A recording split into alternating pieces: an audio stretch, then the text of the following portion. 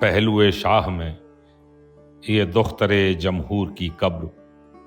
کتنے گمگشت افسانوں کا پتہ دیتی ہے، کتنا خونریز حقائق سے اٹھاتی ہے نقاب،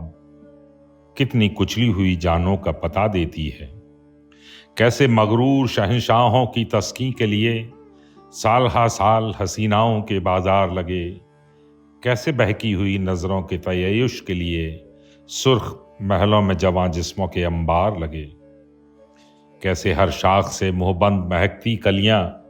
نوچ لی جاتی تھیں تزئین حرم کی خاطر، اور مرجھا کے بھی آزاد نہ ہو سکتی تھیں ذل سبحان کی الفت کے بھرم کی خاطر، کیسے ایک فرد کے ہونٹوں کی ذرا سی جنبش سرد کر سکتی تھی بے لوث وفاؤں کے چراغ، لوٹ سکتی تھی دمکتے ہوئے ہاتھوں کا سہاگ، توڑ سکتی تھی مئے عشق سے لبریز ایاغ،